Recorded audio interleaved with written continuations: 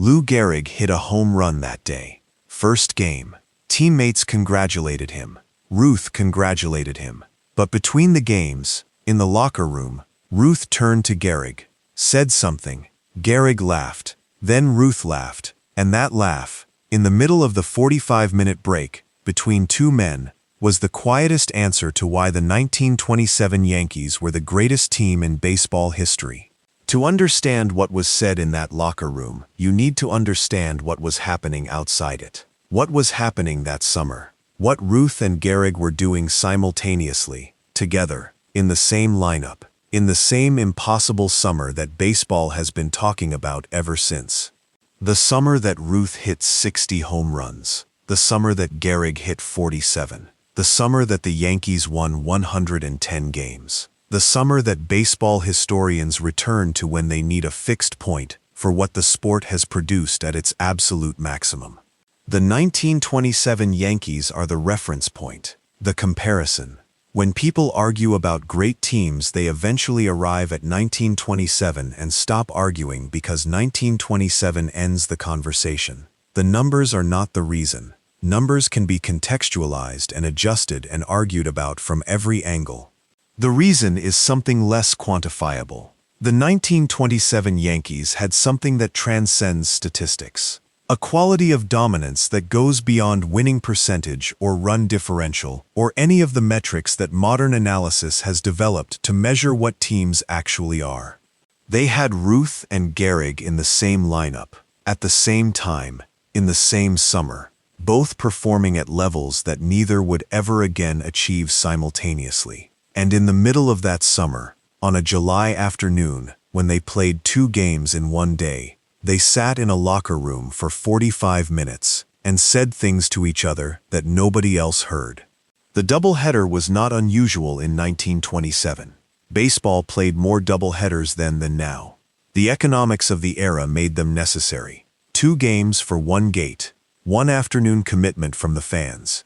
2 entries in the standings. Ruth had played dozens of doubleheaders in his career. His body had accommodated them the way his body accommodated most things, through the specific resilience of someone whose physical gifts were substantial enough to absorb what the schedule demanded. By July 1927, the home run count was already deep into the 30s. The pace that would eventually produce 60 was established and visible to anyone watching closely enough to do the math. Ruth was on a trajectory. He knew it. His teammates knew it. The press knew it. The entire baseball world was watching a number being approached that nobody had ever approached before. His own record. 59 in 1921.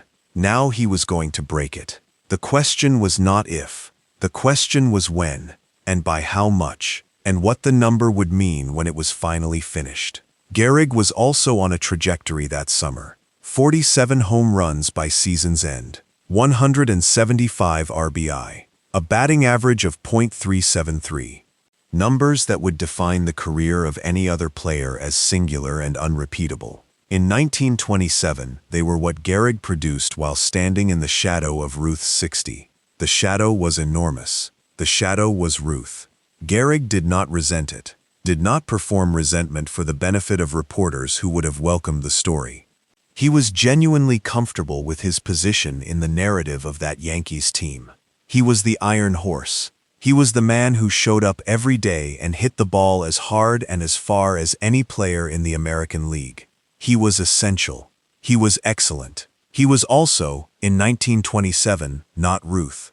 And in the 1927 Yankees, not Ruth was a specific kind of role that Gehrig had accepted and inhabited with the quiet dignity that characterized everything he did. The first game of the doubleheader unfolded the way Yankees games unfolded that summer, with the comfortable efficiency of a team that was significantly better than the opposition and knew it. Ruth hit in the first game, 2 home runs.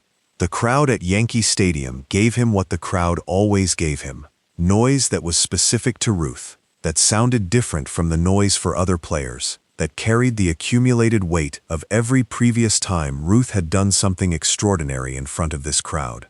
Then Gehrig hit. 1 home run. Deep, clean. The Gehrig home run that was always a little different from Ruth's. Not because it was less powerful, but because it had a different quality of execution. Where Ruth's home runs felt like something happening, Gehrig's felt like something being done. The distinction was subtle but real, and anyone who watched both men hit in the same game could feel it. Between games, the team went to the locker room. The 45 minutes that existed between one game and the next.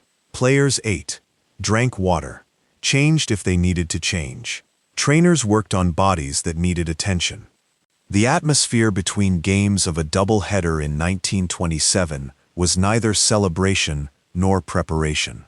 It was the suspended quality of men who have finished one thing and have not yet started the next thing, who exist in a middle space where the demands of both games are temporarily held at bay. Ruth sat at his locker. Gehrig sat at his. They were not far from each other. The locker room of the 1927 Yankees was not enormous. Proximity was built in. And Ruth, who had been in a good mood all day, Ruth's moods were large and visible and affected the atmosphere of any room he occupied, looked over at Gehrig. Said something. What exactly he said has come from accounts that Gehrig shared with teammates, and that teammates eventually shared with people who were interested in the private texture of that extraordinary season. Ruth said something about the home run, about Gehrig's home run from the first game, but not the compliment that a teammate gives to another teammate's home run. Something else, something that acknowledged what Gehrig was doing that summer in a way that went beyond the single home run in the first game. Ruth said, in the version that has been most consistently repeated, something to the effect that Gehrig was going to finish the season with numbers that would make any other player a legend. That only the accident of playing alongside Ruth in 1927 kept people from seeing it clearly. That if you removed Ruth from the 1927 Yankees and let Gehrig's numbers exist in isolation, the conversation would be entirely different. Would be about Gehrig, the way the conversation was about Ruth. Gehrig heard this, let it land, then laughed, not dismissively, not with false modesty. With the genuine amusement of a man who has made peace with his situation and finds something lightening in having that peace acknowledged by the person most responsible for the situation. Subscribe right now if you've ever made someone feel seen in exactly the right moment. Hit like if you think Gehrig was the most underrated player in baseball history. And drop a comment, Ruth or Gehrig, who would you build a team around? Because what Ruth said next explains everything about why they were unstoppable together. Then Ruth said something else. The second thing was shorter, more direct, less philosophical. He said that the reason the Yankees were going to win the World Series that year, were going to destroy whoever came out of the National League, was not because of Ruth, was not because of Gehrig, was because of both of them together. Because the pitcher who figured out how to get Ruth out still had to face Gehrig. Because the pitcher who figured out how to get Gehrig out had already faced Ruth. Because there was no solution to a lineup that contained both of them hitting back-to-back. No pitching staff in baseball could neutralize both simultaneously. They were each other's protection, each other's guarantee.